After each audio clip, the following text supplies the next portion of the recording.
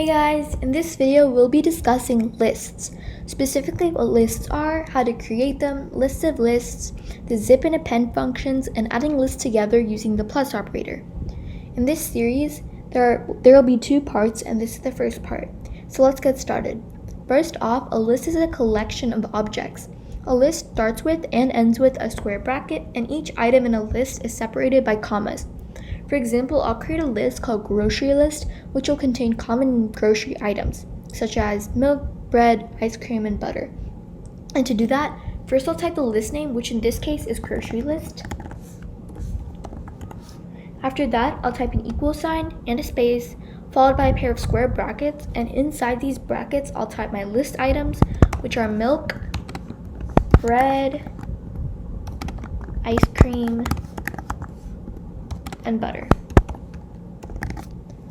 Remember, since these items are strings, they'll all contain quotes.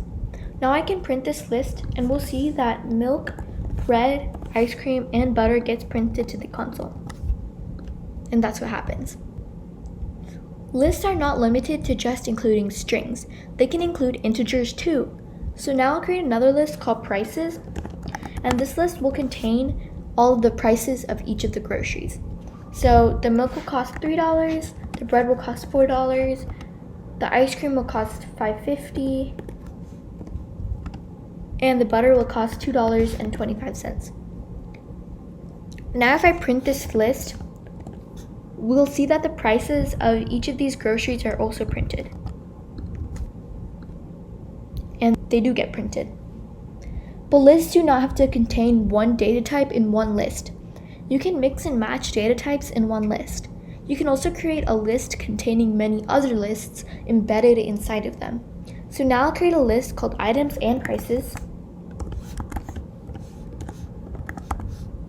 which will contain a grocery item paired with its corresponding price. And to do this, I'll type the list name, followed by square brackets, and here I'll type each grocery followed by its respective price. And remember that each pair is going to be surrounded with its own square brackets.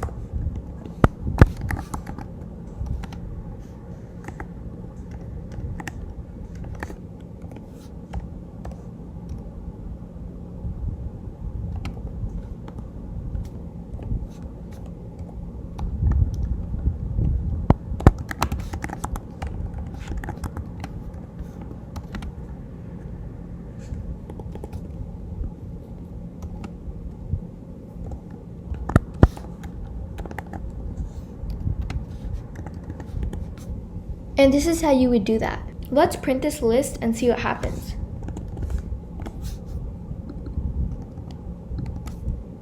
Notice how each pair is surrounded with its own square brackets, and all of the pairs are surrounded with one big pair of square brackets.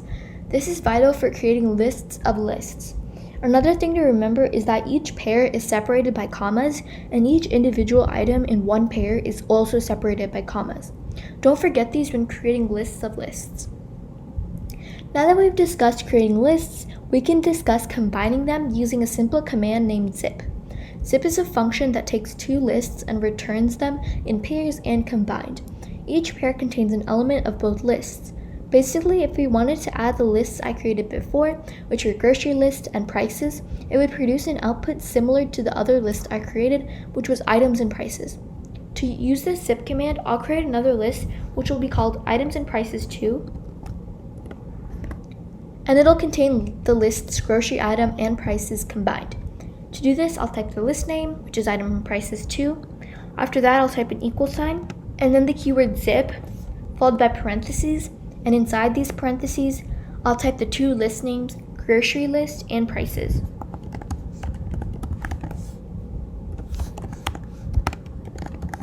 Notice how these lists are separated by commas. Now I'll run this, and I'll print the list, items, and prices. We get an output of a zip object at some random number. To actually get the zip object to print out, we have to convert it to a list first. So instead of just typing print, whatever the list name is, I'd have to type print list and then the list name. And if I run this, it'll actually print out our list name. Another cool thing to remember about lists is that they don't have to contain anything. They could be an empty list. The reason why we might create an empty list is because we may plan on adding items later. For example, I'll create an empty list called stationery. And this is how you would do that. And if I print it, it'll only print a pair of square brackets.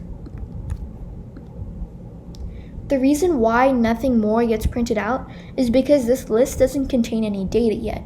To add an element to this list, we can use append. Append is a function that aids in adding a single element to a list. To use the append function, you'd have to type the list name, followed by a period, and the keyword append and a parentheses. Inside a parentheses, type whatever you want to add to the list. So to my stationery list, I'll add pencil using the append function. And to do this, I'll type my list, which was stationery, followed by a period, and the append keyword, and a parentheses, and inside the parentheses, I'll type pencil. If I run this and print the stationery list, we'll see that a value of pencil gets printed out to the console, because now stationery contains the value pencil in it. By the way, if we use append on a list that already contains data in it, the new element is added to the end of the list. Append isn't the only way to add elements to a list. Another way to do this is to use a plus operator. The plus operator adds multiple items to a list, whereas the function append can only add one item to a list at a time. For example, if we took our grocery list from the previous example, and let's say we wanted to add 2 more items to that list, such as cereal and eggs. To add these items, we'd have to create a new list called new grocery list. And we'd have to set it equal to grocery list plus the 2 new items. So first I'll type the new list, followed by an equal sign, and after that, I'll type the list grocery list,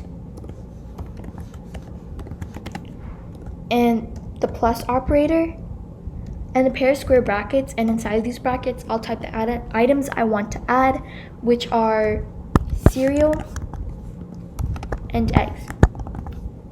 Now if I run this and print our new list,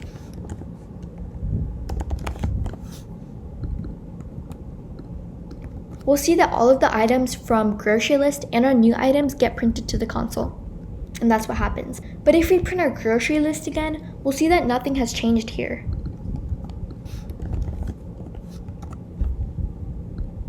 It's still the same 4 items that we originally added. This is because we can only use the plus operator with other lists. So if we try to run grocery list plus another item, for example rice, and we run this and then print grocery list,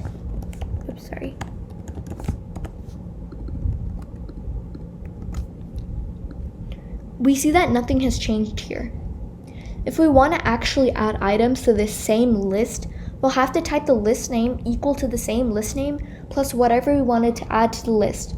For example, I'll add the values cookie and cake to this list.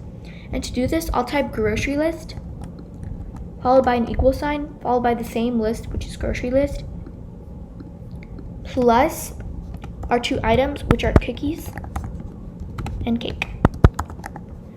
And now if I run this and print to grocery list, we see that now 2 new values that we just added, which are cookies and cake, get printed to the console. That's all for this video. Thank you so much for watching. I hope this video helped you.